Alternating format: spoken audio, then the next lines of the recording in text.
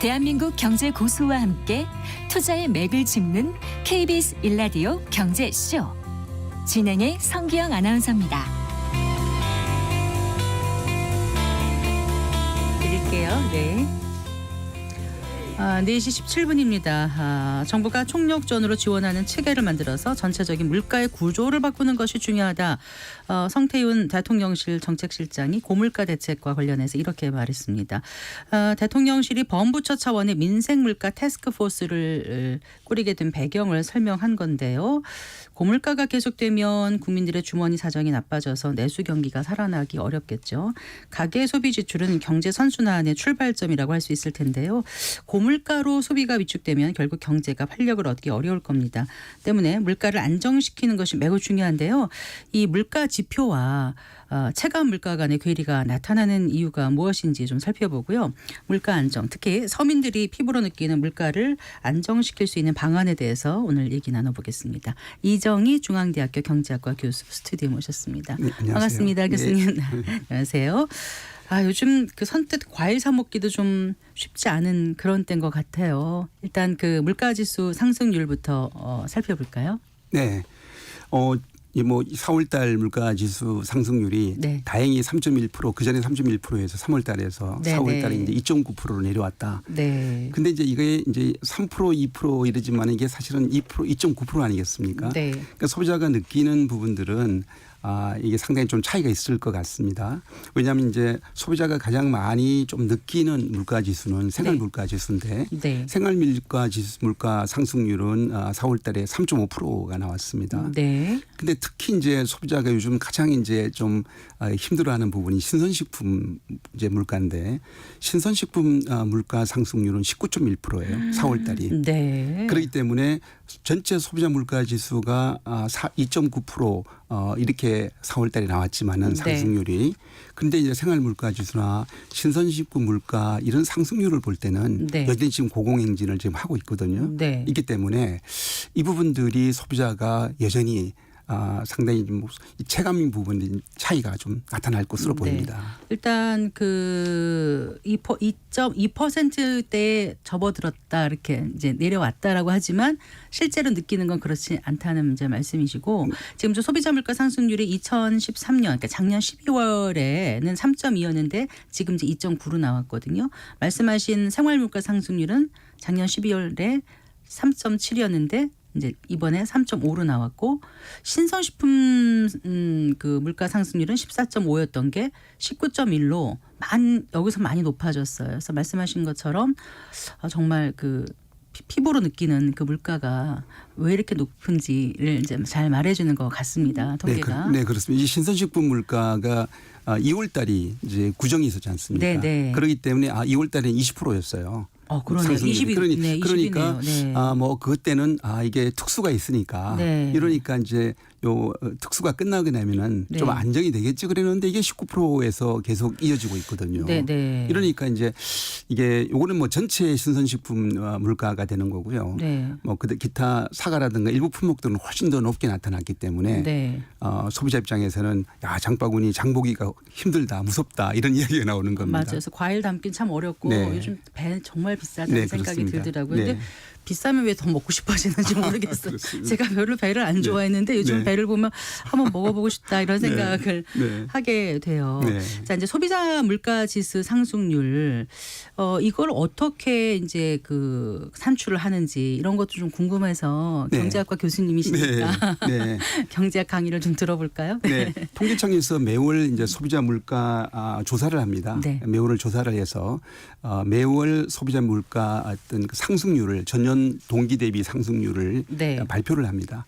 발표를 하고 지금 이제 이렇게 지난 4월 달 2.9%라는 것도 네. 전년 2023년도 네. 같은 동기 대비해서 이제 2.9%가 올랐다는 것입니다. 네. 이렇게 해서 발표가 되었어요. 이게 소비자 물가가 얼마나 오르고 내리는지를 보여주는 하나의 가장 중요한 이런 지표라고 볼 수가 있고요. 네. 이 품목 수가 한 5년마다 한 번씩 이 품목이 수가 조사 대상 품목이 바뀝니다. 네. 바뀌는데 지금 이제 2020년도 기준으로 본다 그러면은 네. 458개 네. 8개의 품목들이 조사 대상이 되고 그러니까 있고요. 2020년에 450 8개가 네. 지금까지 적용이 되는 그렇습니다. 5년간이니까. 네, 5년 단위로 네. 이제 이 품목이 바뀌냐면은 그 5년 동안에 소비 행태가 많이 바뀌면서 네. 소비가 많이 되는 게 있고 좀 덜 되는 게 바뀌지 않습니까? 그러면 소비가 많이 되는 것이 새롭게 또 들어오게 추가가 되고요. 되고 덜하는 나머지는 건 빠지게 빠져요. 되고. 뭐 예를 든다면은 네. 이런 겁니다. 지난번에 빠졌던 거는 뭐냐면 연탄이라든가 학생복, 네. 그다음에 이런 교과서, 네. 넥타이 이런 거는 네. 이제 좀 중요도가 떨어졌다 해가지고 2020년도에 예, 조사 대상에서 빠졌습니다. 빠졌어요? 빠졌고 그거 대신 추가된 건 뭐예요? 추가된 거는 보니까 신선식품 중에서 특히 우리 수입 이런 식품 신선식품이 보니까 뭐 아보카도 많이 먹기 그다음에 시작하더라고 어느 날부터. 망고, 네. 네. 체리 네. 뭐 이런 것들이 추가됐고요. 또 의류 건조기 또 뭐 식기세척기 네. 이런 것들이 추가가 됐습니다. 그러니까 이게 이런 걸 보면 소비의 어떤 그런 변화를 좀 볼 수가 있습니다. 그러니까 소비자 물가지수 품목 구성을 보면 네. 우리 시대상을 좀 알 수 있다 이런 네. 생각이 그리고 이게 드네요. 모든 품목이 똑같은 비중으로 반영되는 건 아니고요. 네네. 가중치가 있습니다. 그러니까 왜냐하면 그 영양도가 크냐 적으냐에 따라서. 아니 빈도가 높냐에 예. 따라서. 예를 든다면 뭐 신선식품 중에서는 쌀 같은 경우는 상징성이 있어서 네네. 반영이 좀 많이 되는 가중치가 높은 편에 속하게 되고요. 네. 그다음에 뭐 치킨이라든가 우리 치킨들을 많이 국민 소비하잖아요. 간식처럼 많이 먹으니까. 이런 부분들 네. 학원비. 라든가 그다음에 이동통신요금이라든가 안 쓸 수 없으니까. 네네 그런 네. 부분들은 특히 또 휘발유 이런 부분들은 반영도가 좀 높은 가중치 높은 품목들에 속한다고 볼 수 삼겹살 있습니다. 이런 것도 그렇습니다. 삼겹살 들어가죠. 이런 것도 들어갑니다. 네. 싶어요. 근데 궁금한 게요. 저도 경제학 공부를 그 전에 했었는데 갑자기 오늘 궁금해졌어요. 이게 왜 전년 동기 대비로 해야 되죠? 왜냐하면은 이제 네. 기준점이 예. 전년도에 비해서 얼마나 올려. 물론 이제 이 소비자 물가 지수 이렇게 발표할 때는 네. 바로 전월 또 발표를 합니다. 네, 전월도 같이 전월도 하더라고요. 발표하긴 하는데 네. 이게 적어도 소비자가 느끼는 것은 네. 이게 이제 뭐 전월 본다는 것은 지금 올해의 현재 추세가 네. 떨어지고 이제 올라가는지 이런 것들은 도움이 되고 네. 전년 동기라는 것은 작년 대비해서 소비자들이 작년 대비해서 물가가 얼마나 올랐느냐 이 부분들이 좀 궁금하고요. 네. 네. 그렇기 때문에 그 부분들이 좀 중요하게 가장 대표적으로 발표되고 있다. 다른 나라들도 다 그렇게 전년 그렇습니다. 동기 네. 대비 이렇게 네, 하나요? 그렇습니다. 네, 알겠습니다. 그런데 지금 말씀하신 건 소비자 물가 지수에 그 구성되는 그 이제 구성 품목을 말씀해 주신 거잖아요. 458개. 네, 네. 근데 아까 그 이제 소비자 물가 상승률보다는 생활 물가 상승률을 신선식품 물가 상승률을 네. 더 이제 주목해서 보게 된다고 네. 말씀하셨는데 그것들을 구성하는 품목은 몇 개나 돼요? 그건 144개가 됩니다. 생활 물가 지수. 생활 물가 지수는 이제 그거는 또 소비자 물가 지수 중에서 가장 소비자들이 일상생활에서 빈번하게 사용하는 이런 이제 소비하는 이런 품목들로 구성되어 있기 때문에 네. 요 품목들이 이제 소비자 입장에서는 조금 더 체감이 좀 더 가까운 거죠. 네. 가까운 거고 또 좀 거기에 신선식품 물가가 있는데 네. 요것도 이제 55개의 신선식품 물가를 조사를 합니다. 네. 하는데 요거는 또 소비자 입장에서는 늘 장바구니에 신선식품이 안 들어갈 수가 없지 않습니까? 그렇죠. 이러니까 이 부분들을 또 상당히 좀 중요한데 지금 현재 고공행진을 하고 있는 것이 가장 이제 물가 상승의 주범 중에 하나가 신선식품이 되고 네, 있습니다. 네, 그렇군요. 그럼 신선식품 물가지수 55개 품목은 생활 물가지수 144개 품목 안에 들어가는 건가요? 주로 이제 그렇게 왜냐하면 거기에 이제 신선식품이 소비자 물가 안에 들어가 있는데 네. 그 중에서 이제 그런 부분들을 이제 추론해 가지고 이제 발표를 하고 있습니다. 그 체감 물가라는 게 이제 그 물가 상승률 흔히 말하는 소비자 물가 상승률 2.9%보다는 훨씬 높게 다가오지 네, 않습니까? 그러니까 소비자 물가 지수 품목 중에서 말씀하신 신선식품 물가라든가 또 이제 외식 물가 네. 이것도 또 따로 집계가 되나 봐요. 네, 외식 같은 경우는 이제 뭐 소비자 물가 지수에 보면 외식 관련된 이제 품목들이 있습니다. 네. 대표적인 게 뭐 치킨이라든가 이런 부분들이 뭐 다 되지만은 외식 부분들이 이제 일상 소비자 생활 때 우리가 외식이 이제는 일상화돼 있거든요. 네. 그러다 보니까 외식 물가 지수도 상당히 중요하게 소비자가 느낄 수 있는 부분이 되는 거고요.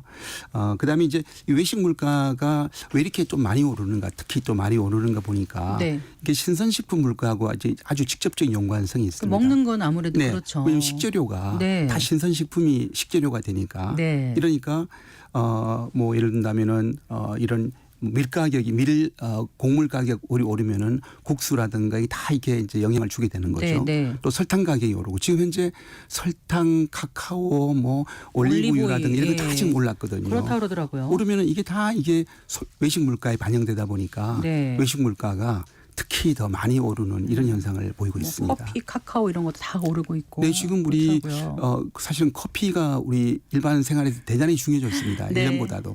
그러다 보니까 옆에 조금만 돌아서면은 커피점 문제는 있지 한 않습니까? 집권 하나씩 네. 커피점 있을 그러니까 정도로 커피 많아요. 가격이 네. 이런 커피 원두 커피의 영향을 안 받을 수가 없습니다. 네, 그래요. 그러니까 이제 외식 물가 같은 경우는 특히 주목할 수밖에 없는 게 우리가 이제 집에서 밥을 먹는 것보다 밖에서 먹는 경우가 점점 많아지는 것 같고 네. 뭐 직장인이든 학생이든 학원 가서도 사 먹고 네. 직장인도 안 사 먹을 수 없고 그러니까 정말 그게 피부로 와닿는 건데 그게 체감되는 게 크니까 네. 아이고 뭐 2.9% 말도 안 돼. 도대체 그 통계는 제대로 된 거야? 이렇게까지 그럴 생각하시는 수 있죠. 분들이 그렇게 볼 수 나올 있죠. 정도로 예. 네. 그만큼 특히 지금 이제 이게 1인 가구가 지금 늘었지 않습니까? 네. 1인 가구 늘다 보니까 1인 가구가 집에서 이렇게 쿠킹을 하는 경우가 좀 드물고요. 하더라도 수제로 사가지고 버리는 그렇죠. 경우가 더 많대요. 그렇죠. 그러다 네. 보니까 차라리 그냥 외식 식당에서 이제 사서 드시는 분들이 많지 않습니까? 네. 그러다 보니까 그분들 입장에서는 외식 물가가 오르는 게 상당히 부담스럽죠. 네. 특히 우리 대학생들 보니까 특히 지방에서 올라오는 대학생들 이렇게 자취하고 하는 학생들이 네. 그래도 요즘 학교에 뭐 1,000원 밥 아침 식사 네, 이렇게 네. 학교도 좀 지원하고 이렇게 하는 경우가 인기가 좋습니다. 네. 왜냐하면은 뭐 1,000원, 500원, 1,000원 뭐 이렇게 좀 아끼려고 네. 상당히 노력하는 걸 볼 수 있습니다. 근데 아주 일부 학생들만 그런 혜택을 받는 거고 그렇습니다. 대부분은 학생들도 밖에 나가서 사 사 먹으면요. 먹으면 또 뭐 요즘은 뭐죠? 김밥도 4-5천 원 하더라고요. 지금 김밥이 네. 더 지금 문제가 되는 게 김값이 너무 많이 김값이 올랐어요. 많이 올랐어요. 한 속이 얼마가 올랐더라고요. 네. 요 김은 또 특히 이게 수출하고 관계돼서 그러니까요. 이게 김이 수출이 많이 되고 있거든요. K푸드 하면서 네, 지금 뭐 1조 네. 이상이 수출 실적이 되고 그러니까 있는데 수출 많다고 좋다고 생각했는데 어느 날 보니까 우리 집 김 그렇습니다. 왜냐하면 우리 식탁에 국내에서 김밥 값이 그렇죠. 이렇게 오를 거라 생각을 안 한 거죠. 김양식으로 생산되는 김이라는 네, 것은 네. 뭐 제한돼 그렇죠. 있고 그러다 보니까 네. 결국은 우리가 그동안은 외국 쪽에서 많이 수요가 없었기 때문에 네. 뭐 수출을 빨리빨리 많이 하자 그랬는데 지금 너무 인기 좋다 보니까 이제 국내 소비자들이 이게 빈값이 올라가고 또 김밥 값이 올라가는 이런 이제 문제가 또 있는 거죠. 네, 이제 그러니까 이렇게 물가 상승이 굉장히 이제 그 중요한 거지 않습니까? 그 무엇보다도 서민들 생활에 가장 영향을 주기 때문이 아닐까 싶어요, 네. 교수님. 맞습니다. 지금 이게 이제 이렇게 물가가 크게 이제 오르게 된 계기는 네. 지난 우크라이나 전쟁이 발발하면서부터입니다. 그러니까 네. 2002년도 2월 달입니다. 이제 네. 2년이 지났죠. 근데 그렇게 비교를 해보니까 2022년. 네. 22년도 23년도 지난 2년간을 살펴보니까 그 경제 성장률은 2%밖에 안 됩니다. 네. 연평균으로. 근데 소비자 물가 상승률은 연평균이 4.4%입니다. 네. 그러니까 우리가 소득이 늘어나는 거에 비해서 네. 물가가 훨씬 더 많이 올라 버린 거죠. 네. 근데 이럴 때 나타나는 문제가 특히 서민들은 네. 서민들이 주머니 사정은 어려운데 이제 써야 될 지출을 해야 될 이런 비용이 많아지는 상황이 됐고 네. 그렇게 되니까 결국에는 소비가 위축될 수밖에 없는 거고요. 네. 소비가 위축되니까 내수 경기가 얼어붙는 지금 이런 현상이 나타나고 있는 네. 것입니다.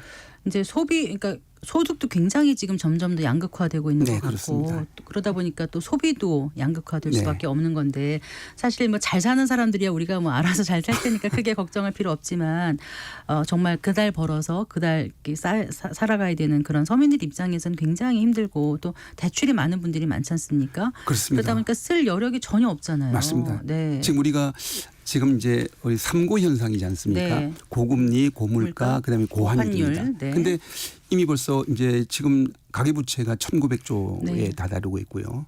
소상공인들도 지금 부채가 네, 앞에서 못 갚는다고 오대은행 워낙 많아서 네. 이제 결국에는 이게 이런 금리 부담이 클 수밖에 없습니다. 네. 크다 보니까 지금 연체율도 올라가고 있는 거고요. 네. 그다음에 그러면 이제 고금리에다가 또 물가가 높아지니까 네. 전반적으로 비용이 올라가죠. 네. 네. 근데 거기에 고환율은 어떤 문제가 있냐면은 이 식재료가 우리가 수입에 많이 의존합니다. 그렇죠. 그러다 보니까 고환율이라는 것은 우리나라 돈 가치가 떨어진다는 거니까 그렇죠. 수입 비용이 올라가는 겁니다. 그러네요. 그러니까 네. 결국에는 물가의 인상 압박이 더 생기면서 이게 다 전반적으로 물가를 계속 떠받치는 이런 문제가 나타나고 있는 것입니다. 주머니 사정은 똑같은데 네. 물가는 이제 올라가면 소비 여력은 떨어지고 지출을 줄이면 그럼 기업들도 생산도 줄이고 네. 고용도 줄이고 계속 악순환이 되는 그렇습니다. 거잖아요. 그런 그러니까 상황이 이걸 있습니다. 선순환으로 만들려야 바꿔줘야 되는데 됩니다. 네. 이게 외부적인 요인이라든가 이런 게 많아서 사실 그렇게 쉬운 일이 아니라는 생각이 들거든요. 그렇죠. 이 지금 이제 3고 현상은 네. 우리 스스로 해결되면 좋은데 네. 우리 스스로 해결되기가 상당히 어렵다. 왜냐하면 우리나라 금리는 미국하고 금리가 네. 2% 포인트가 차이가 나고 있기 때문에 미국 금리가 내려오지 않는 이상은 우리 금리를 내리기가 쉽지 않은 상황이거든요. 그렇죠. 금리차 너무 예, 벌어지면 안 그런 문제 되니까. 있죠. 네. 그런데 우리가 금리를 이렇게 차이가 벌어지고 있다 보니까 이러니까 또 환율 문제는 그렇죠. 돈 가치가 지금 좀 떨어지는 문제가 생기는 거죠. 네. 이러니까 결국엔 또 이런 고환율 문제에다가 물가는 계속 또 영향을 받아서 올라가는 문제가 생겨서 네. 이 악순환이 이제 가장 우리의 어려운 경제의 발목을 잡고 있다라고 하겠습니다. 그래서 정부가 이제 민생 물가 TF를 설치를 했어요. 네. 그래서 민생과 관련한 품목의 뭐 수급, 경쟁, 저장, 유통과 관련한 구조를 뭐 개선해서 어떻게 하겠다 이렇게 얘기를 하는데 이 부분에 대해서 어떻게 보시는지 좀 궁금합니다. 네, 민생 TF 뭐 상당히 뭐 정부가 지금 경제 정책에서 가장 주안점을 두고 있는 것이 이제 물가 안정인데요. 네. 이런 노력은 당연하게 정부가 해야 되고요. 해야 되는데 근데 이제 효과에 대한 어떤 그 참 상당히 제한적인 어떤 어려움이 있다고 볼 수 있습니다. 왜냐하면 지금 현재 물가 상승의 주범 중에 하나가 바로 신선식품입니다. 네. 이 신선식품이 왜 오르는가 이렇게 하면은 결국엔 이제 이상기후 문제가 있거든요. 그렇죠. 기후 온난화 문제가 네. 있고 그 작년도에 그런 문제 때문에 생산이 많이 줄었습니다. 네. 줄어서 결국엔 이제 공급 부족 현상이 나타났기 그러니까 때문에 기후 변화에 따른 공급 부족이 그렇습니다. 결국 만성적인 인플레이션을 그렇죠. 야기할 수 있는 상황이 돼버리고 그렇죠. 있어요. 그럼 작년에 그런 문제가 생겨서 올해까지 계속 이제 공급이 부족해지고 있는데 네. 그러면 이제 올해는 이 문제가 해결될까? 근데 올해의 기후 문제도 그거는 우리가 예측하기가 쉽지 않은데 이미 벌써 과일 얘기를 들어보니까 과일에 뭐 꽃이 핀다. 저는 뭐 그쪽 기술 전문가 아니기 때문에 잘 네. 모릅니다만 네. 들어보면은 그것도 이 뭐 예전 같지 않다는 이야기 나오면은 혹시 이 문제가 또 내년에 또 공급 올 하반기 내년에 공급 부족 문제가 나타나는 문제가 생기면은 이거는 계속 이제 고물가가 이어질 텐데 네. 이러면은 이 문제를 어떻게 해결할 거냐. 이거는 단기적으로 해결할 수 있는 문제는 아니거든요. 네. 결국은 이제 이게 이상 기후의 문제는 정부가 적극적으로 중장기 대책을 사실은 세워야 되는 문제고요. 네, 네. 예. 일단 단기적으로는 이제 고물가의 그 주범인 농산물에 대해서 뭐 납품 단가 할인이라든가 뭐 이런 할인 거 지원들 하고 할인 있죠. 지원해주고 있고 네. 또 할당관세 같은 거에 대한 세금 지원 이런 거 네. 이제 계속 하겠다고 정부가 얘기는 하고 있는데 이거는 진짜 미시적이기도 하고 그렇죠. 좀 지역적인 예. 단기적인 저는 당장 이 대책이잖아요. 효과적인 문제는 이 예. 부분도 예를 든다면은 사실 이제 이 할인 지원 같은 경우도 지금은 이제 보편적으로 지원되고 있는데 네. 사실 어려운 계층 예를 들면은 5분위 소득자 중에서 1분위 소득자는 1분위. 지금 가계 적자거든요. 네, 네. 이런 경우에 좀 더 집중적인 지원책들을 좀 강구할 필요는 있다. 선별적으로 해야 된다 그렇습니다. 이런 네. 말씀이세요. 네. 근데 그렇게 선별하려면 드는 비용도 또 많지 않습니까? 늘 이제 그 문제가 대두됩니다. 그러니까 네. 그래서 보편적으로 갈 수밖에 없다는데 네. 이제 우리 어떤 그런 여러 가지 관리 수준이 높아지고 있기 때문에 그렇죠. 그런 부분들에 대해서는 그렇죠. 적극적으로 좀 개선 대책을 소득이 세워야 많은 될 사람은 것이라고 그 정도 봅니다. 줘봐야 별로 큰 네, 영향이 그렇습니다. 없으니까 네. 교수님 말씀에 많이 동의를 하게 되는데 정말 기후 변화에 따른 인플레이션, 기후플레이션에 대한 대책을 정부가 이게 장기적인 대책을 빨리 지금부터 좀 세워야 되지 않을까 이런 생각을 하게 되고요. 네. 이제 하나 조금 전에 저희 뉴스에도 나왔습니다마는 그 산업통상부 그 장관 인덕근 장관께서 전기 가스 요금의 정상화가 시급하다 이렇게 기자 간담회에서 밝혔다고 나왔습니다.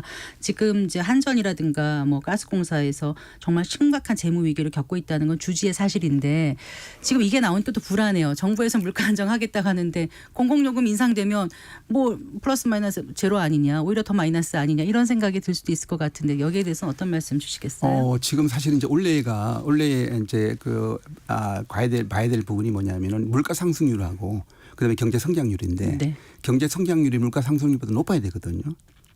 그래야만이 그래야 그래도 이제 우리가 뭐 어떤 소비 여력이 좀 더 생길 수가 있다는 부분인데 네.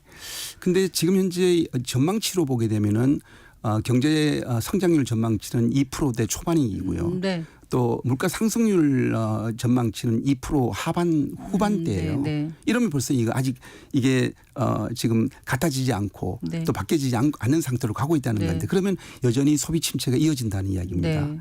그러면은 여기다가 만약에 공공요금을 또 더 올리게 되면은 지금 소비자 물가 상승이 뭐 후반 부분인데 네. 이게 더 자극할 수 있는 문제도 있을 수 있지 않을까. 그렇기 때문에 최대한도로 어쨌든 뭐 정부의 이 어려움은 이제 이해가 되는데 네.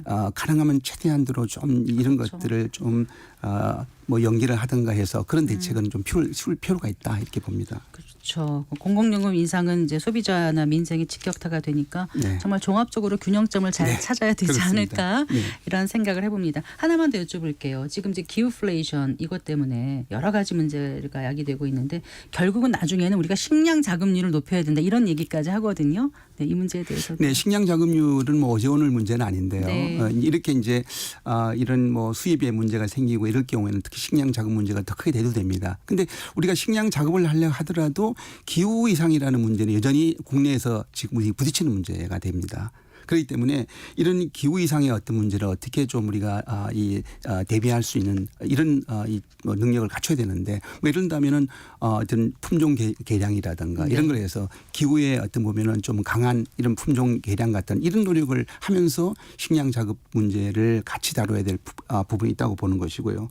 그다음에 이제 여러 가지 수입 다변화 같은 것도 필요하겠죠. 왜냐하면 이게 수입 다변화는 전 세계적으로 동시 뭐 문제가 있지만은 특히 어느 지역이 특정하게 어느 생산 지역이 특정의 영향을 많이 받는 경우라면은 거기에 너무 의존하고 있을 경우 우리가 리스크가 상당히 크다. 네. 그래서 리스크를 줄이는 이런 다변화 전략들을 같이 가져가야 되지 않을까 생각합니다. 정말 한 국가만이 할 수 있는 일은 아닌 것 같아요. 네, 전 그렇습니다. 지구적인 연대 이런 것도 좀 필요할 네. 것 같습니다. 말씀 잘 들었습니다. 네, 고맙습니다. 고맙습니다. 네, 중앙대학교 경제학과 이정희 교수였습니다.